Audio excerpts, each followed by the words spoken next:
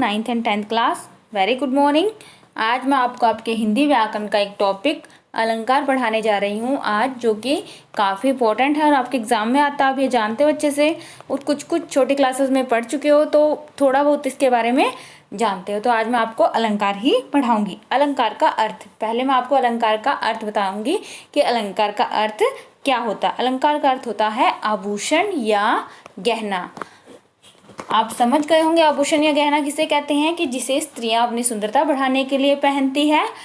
तो जब वो आभूषण या गहनों को पहनती हैं तो उनकी सुंदरता में वृद्धि हो जाती है, बढ़ जाती है उनकी सुंदरता। उसी प्रकार काव्य में अलंकारों के प्रयोग से शब्दों की सुंदरता बढ़ती है, कविता सुंदर लगने लगती है। जो पाठक होता है, जो पढ़ने वाला होता है, उसको पढ़ने में वह कविता अच्छी लगती है। तो अलंकारों के प्रयोग से सुंदरता बढ़ती है। तो जिस प्रकार गहनों को पहनने से नारियां सुंदर लगती है, उसी तरह अलंकारों के प्रयोग से कविता सुंदर लगने लगती है।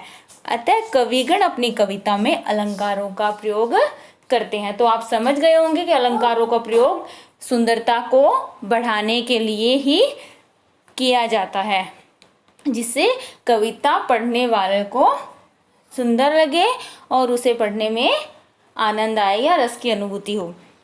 अलंकार जिस साधन से कविता के सौंदर्य में वृद्धि होती है, आप समझ गए, सुंदरता बढ़ती है, सौंदर्य में वृद्धि होती है, उसे ही हम अलंकार कहते हैं।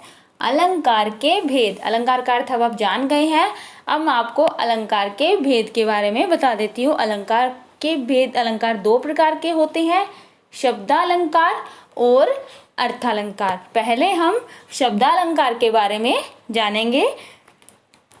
शब्दालंकार, जहाँ काव्य में शब्दों के विशिष्ट प्रयोग से सौंदर्य और चमत्कार उत्पन्न होता है, वहाँ शब्दालंकार होता है। तो जहाँ पे शब्दों में सौंदर्य दिखाई देगा हमें, वहाँ पे शब्दालंकार होगा। और जहाँ पे अर्थ में, काव्य के अर्थ में अलंकार दिखाई देगा या सौंदर्य दिखाई देगा, वहाँ पे अर्थालंकार होगा। जैसे तरणी तनुजा तट तमाल, तरुवर बहु छाए। तो यहाँ पे आप देखो कि जो एक वर्ण प्रयोग हुआ है त त त, लाइन में ये हर बार त वर्ण अधिक बार आया है।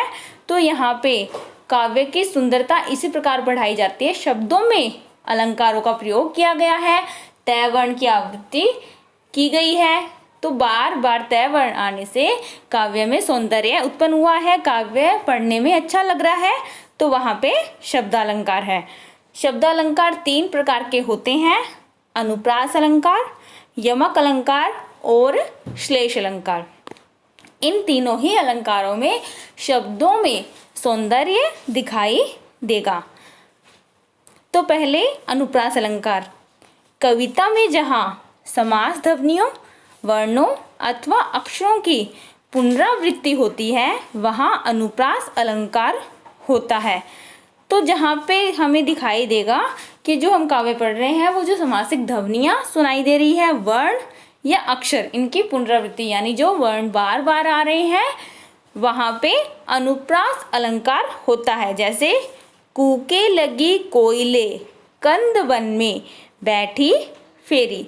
तो यहाँ पे क वर्ण की 3 बार आवृत्ति हुई है, तो वहाँ पे अनुप्रास अलंकार की, जहाँ पे काव्य को पढ़ने या देखने से हमें पता लगे कि एक ही वर्ण की आवृत्ति बार बार हुई है, तो वहाँ पे अनुप्रास अलंकार होते हैं। अनुप्रास अलंकार के कुछ अन्य उदाहरण मैं आपको बता देती हूँ। जैसे प्रसाद के काव्य कानन की काकली कह कहे लगाती नजर आती है। तो यहाँ पे भी क वर्ण की आवृत्ति हुई है। चारु चंद्र की चंचल किरणें खेल रही है जल थल में, यहाँ पे च वर्ण की आवृत्ति बार बार हुई है। मुदित महीपति मंदिर आए, सेवक सचिव सुमंत बुलाए।